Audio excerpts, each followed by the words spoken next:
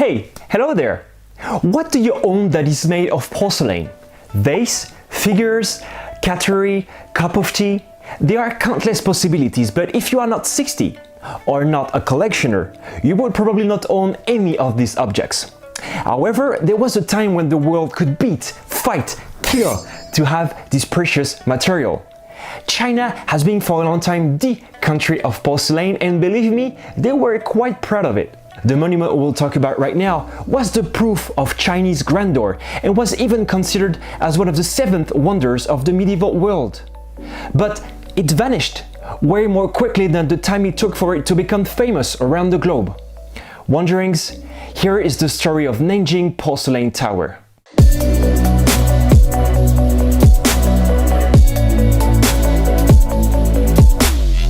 15th century in China, Zhu Di overthrew the second emperor of the Ming dynasty. Zhu Di became the 3rd emperor and went by the name of Yongle. For the need of this video, I'm going to apologize right away about all the pronunciation mistakes I will surely do. My Mandarin is at its beginning level, so sorry in advance.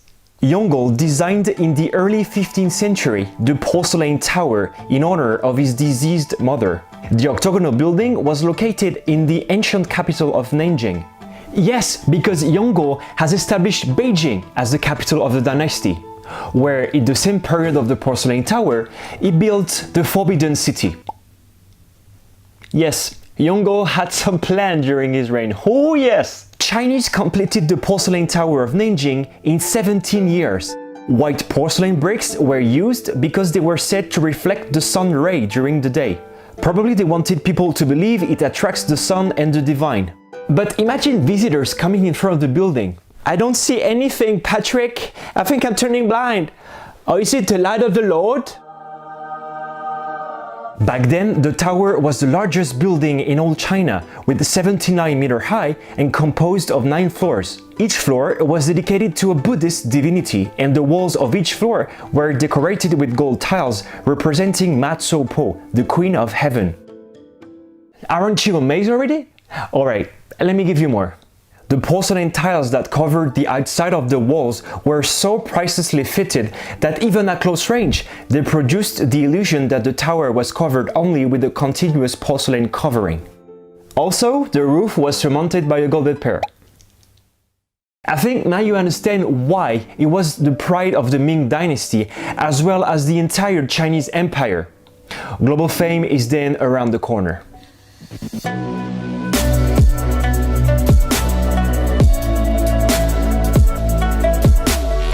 2 centuries have passed since the end of the construction, and for the first time, a European laid eyes on it, or at least the first one we know about. Johann Neuhoff, a Dutch, was the first to observe and compliment the Chinese porcelain tower. He said in his China memoirs, "It has the power to capture European imagination and the huge potential of being a 7th wonder." You have to know that at that time, porcelain was only fabricated in China. Therefore, it was a very precious and pricey material for everyone, except the Chinese. So seeing one tower made only out of an expensive luxury, I mean, you have to fancy it and praise about it, right? For example, imagine a tower made out of gold or diamonds and all crazy luxury brand carved on it. Of course, that would be crazy to see a golden tower with Coco Chanel logo on it. But it was exactly this feeling Europeans had in the 17th century.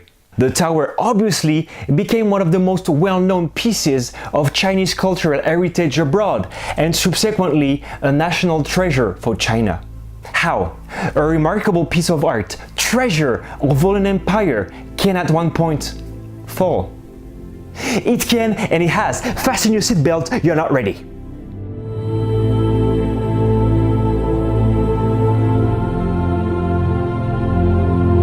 The tower needed nothing more. It had the fame all over the world and the prestige it deserved. But more than 400 years after its construction, in 1801, a lightning struck the tower. It could have been the end, caused by a natural disaster, but it wasn't. Only 3 floors were destroyed and they just rebuilt it. How it really fell is because of humans. In the 1850s, a civil war outbreaks, and the Taiping Rebellion against the Qing dynasty at the time took over Nanjing and the tower.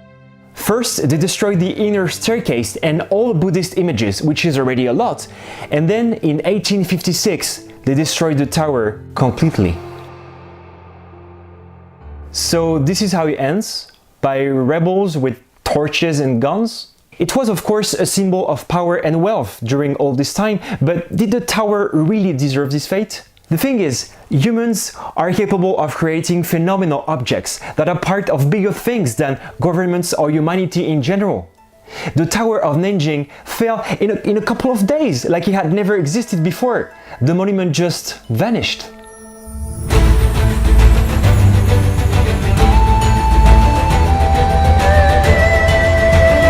Yes, you read the title, this is not the end, because something brighter and brilliant happened in 2008. On that year of 2008, numerous relics belonging to the tower were discovered in an excavation. They found, among other items, the remains of the Buddha Shakyamuni enshrined and also rest of the original blocks of the Nanjing Tower's door. After that incredible discovery, interest for that tower rised up, and in 2010, Wang Jianlin, a rich Chinese businessman, gave a billion yuan, equivalent to 126 million euros, to restore completely the landmark. This was the single largest personal donation in all Chinese history. Just saying. 5 years later, in 2015, boom, the tower was available to the public. Called the Porcelain Tower Heritage Park, it now takes the visitors to an interactive and futurist visit. Look at that, this is incredible! It has park in its name because it's composed of the reconstructed Buddhist temple and a conservatory of the ruins, and also past archaeological discoveries. Even though it is a little bit different from the original, you can't blame them for wanting to rebuild what was once a remarkable building and the pride of all China. The question I'm asking you now is it replaceable? Just by using the word heritage in its full name is a proof that this tower has no will of replacing the ancient Tower of Nanjing, which monument we have the guts anyway. I, again, cannot argue that Wang Jianlin, the businessman, possessed the best intentions towards the tower. But even with that in mind, and with all best intentions, can humans recreate something so fabulous, something that cannot be done twice? It will never shine as it did before.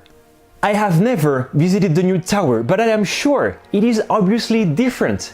Because time evolved, materials and techniques are different, and so do people. So in the end, haven't we lost forever one of the 7th medieval wonders of the world? Many monuments haven't had this aura so quickly after they were built. But just like the Crystal Palace, nothing can last forever. And trying to redo such a construction feat is out of hands in my opinions. The Nanjing original tower will stay in our mind and still be something very special in Chinese history, and most likely to the history of the entire world.